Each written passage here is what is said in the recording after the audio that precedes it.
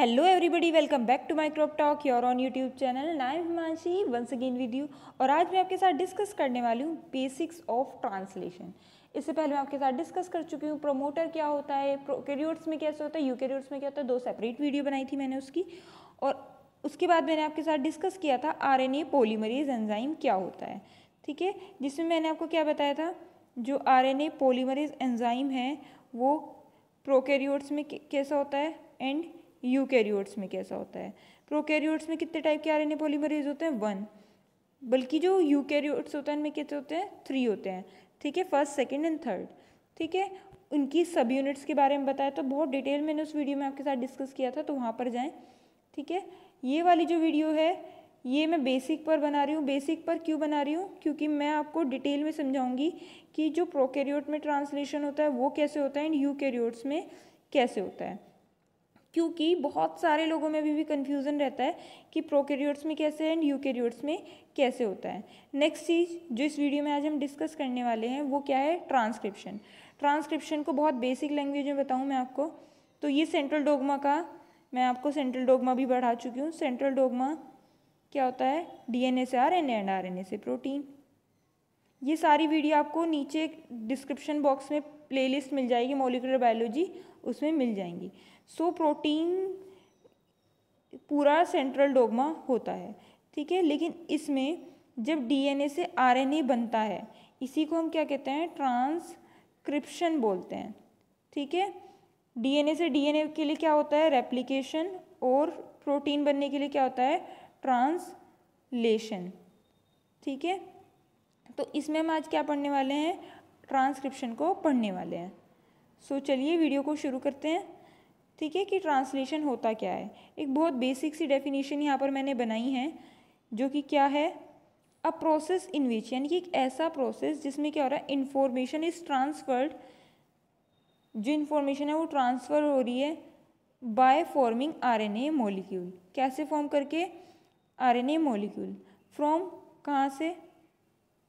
From DNA, ठीक है। यानी कि जब डीएनए के मॉलिक्यूल से जो इन्फॉर्मेशन है वो ट्रांसफ़र हो रही है, ठीक है, और क्या बना रही है? एक आरएनए मॉलिक्यूल बना रही है, ठीक है।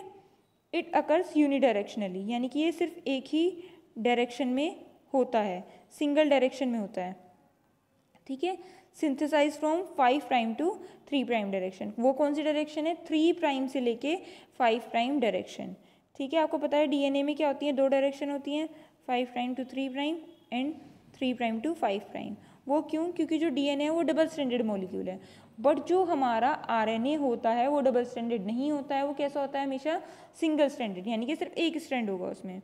तो ये वाला जो सिंगल स्ट्रैंड है ये किस डायरेक्शन में होता है? 5 प्राइम टू 3 प्राइम होता है।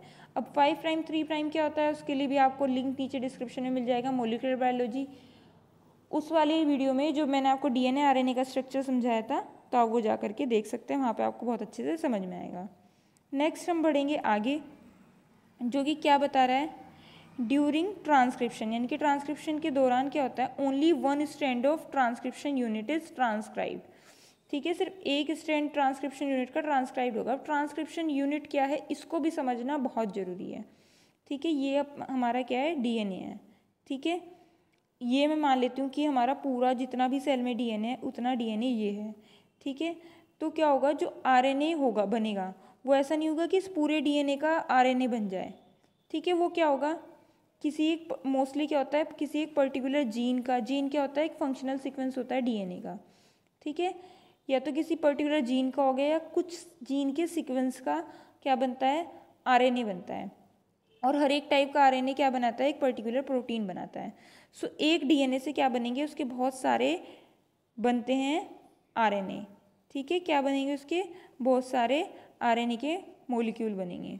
सो ये डीएनए था, तो डीएनए से हम क्या बनाएंगे? बहुत सारे आरएनए के मॉलिक्यूल बनाएंगे, ठीक है। किसका आरएनए कैसे वाला बनता है वो मैं आगे डिस्कस करूँगी। Therefore the transcription is identical in sequence with 1 strand of DNA, ठीक है। जो ट्रांसक्रिप्ट होता है, यानी कि जो न्यू ट्रांसक्रिप्ट बना है, जो यानी कि न्यू आरएनए का मॉलिक्यूल बना है, उसे हम क्या बोलते हैं? ट्रांसक्रिप्ट बोलते हैं। इज आइडेंटिकल इन सीक्वेंस, यानी कि वो कैसा होगा? आइडेंटिकल मतलब किसी के जैसा होगा with one strand of DNA, यानी कि जो पहले से डीएनए का डीएनए के 2 स्ट्रैंड उनमें से किसी एक स्ट्रैंड के जैसा होगा। कौन सा वो स्ट्रैंड होगा वो भी डिस्कस करेंगे। Which is called the coding strand, जिसकी जैसा वो होता है उसे हम क्या कहते हैं, कोडिंग स्ट्रैंड कहते हैं, या फिर सेंस स्ट्रैंड भी कहते हैं, या फिर प्लस स्ट्रैंड भी उसको बोलते हैं। ठीक है, क्या क्या बोल रहे हैं ध्यान से देखिए, ये एमसीक्यू क्वेश्चंस में आता है। कोडिंग स्ट्रैंड बोल रहे हैं, सेंस स्ट्रैंड बोल रहे हैं, या फिर प्लस स्ट्रैंड भी उसको बोलते हैं। दूसरा जो उसका कॉम्प्लीमेंट्री स्ट्रैंड होता है उसे हम क्या बोलते हैं, या फिर अदर स्ट्रैंड जो होता है उसे क्या बोलेंगे हम, टेम्पलेट स्ट्रैंड, या फिर एंटी सेंस, या फिर नेगेटिव स्ट्रैंड। क्या क्या बोल रहे हैं, template strand, anti sense strand, या फिर नेगेटिव सेंस स्ट्रैंड, या फिर नेगेटिव स्ट्रैंड। ठीक है, नेक्स्ट अब कैसे पता चलेगा क्या हमारा कोडिंग स्ट्रैंड है, क्या नॉन कोडिंग स्ट्रैंड है। तो ये देखिए, जो 5 प्राइम टू 3 प्राइम होता है वो क्या है, हमारा कोडिंग स्ट्रैंड है। ठीक है, उसे क्या कहते हैं, कोडिंग स्ट्रैंड ऑफ डीएनए, जो कि कॉम्प्लीमेंट्री है किसका, टेम्पलेट स्ट्रैंड का। अब टेम्पलेट स्ट्रैंड क्या है, ये नॉन कोडिंग स्ट्रैंड है, ये 3 प्राइम टू 5 प्राइम डायरेक्शन में होगा। और ये जो टेम्पलेट स्ट्रैंड है इसी के अगेंस्ट क्या बनेगा, हमारा न्यू एमआरएनए बनेगा, न्यू आरएनए बनेगा। ठीक है, कैसे बनेगा, ये हमारा टेम्पलेट स्ट्रैंड है, सपोज ये वाला जो पोर्शन है वो ट्रांसक्राइब होना है। ठीक है, तो हमें पता ही है डायरेक्शन क्या होती है ट्रांसक्रिप्शन की, 5 प्राइम टू 3 प्राइम होती है। तो ये देखिए यहाँ पे एडेनिन है। ठीक है, आपको पता ही होगा जो आरएनए का मॉलिक्यूल होता है उसमें थाइमीन के प्लेस पर क्या लगा होता है, यूरेसिल, यानी कि थाइमीन न लग करके क्या लगा होता है, यूरेसिल लगा होता है।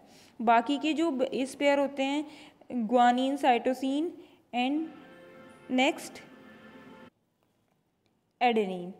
ठीक है, तो क्या होगा, ये जो हमारा टेम्पलेट स्ट्रैंड है, ठीक है, यही क्या करेगा, यस ये बताएगा कि कौन सा सीक्वेंस ऐड करना है। तो एडेनिन के अगेंस्ट क्या लगता है, थाइमीन लगता है डीएनए में, तो इसमें क्या लग जाएगा, यूरेसिल। यहाँ पे भी एडेनिन है तो यूरेसिल। साइटोसिन के प्लेस पे क्या लग जाएगा, ग्वानिन। ग्वानिन के अगेंस्ट क्या लगेगा, साइटोसिन।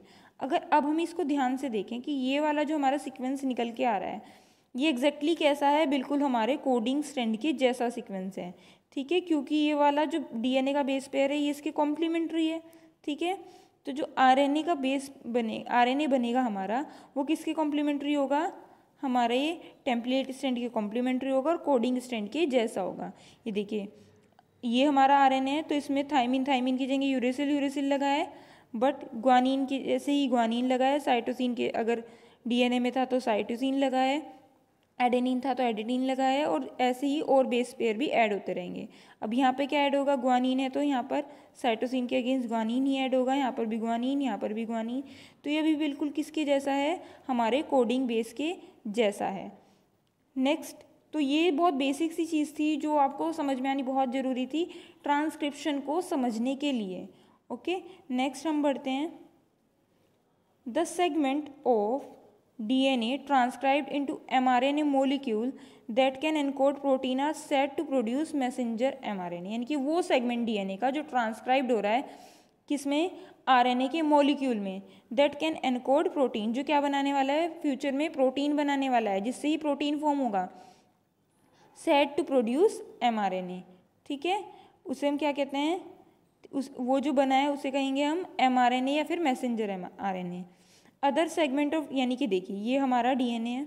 ठीक है, ये मिलके क्या बनाने, ये जो डीएनए से आरएनए बनेगा, ठीक है, उसमें से कुछ आरएनए क्या बनाएगा, प्रोटीन बनाएगा। ठीक है, और कुछ जो आरएनए बनेगा वो प्रोटीन नहीं बनाएगा। ठीक है, सो जो प्रोटीन बनाता है उसे हम क्या कहते हैं, कोडिंग आरएनए बोलते हैं, और जो प्रोटीन नहीं बनाता है उसे हम नॉन कोडिंग आरएनए बोलते हैं, या फिर ncRNA का मॉलिक्यूल बोलते हैं।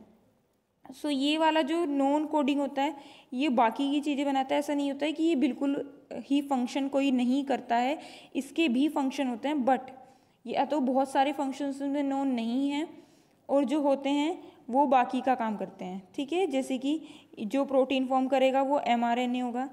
ठीक है, बाकी का जो RNA बनेगा वो क्या हो सकता है, tRNA भी हो सकता है।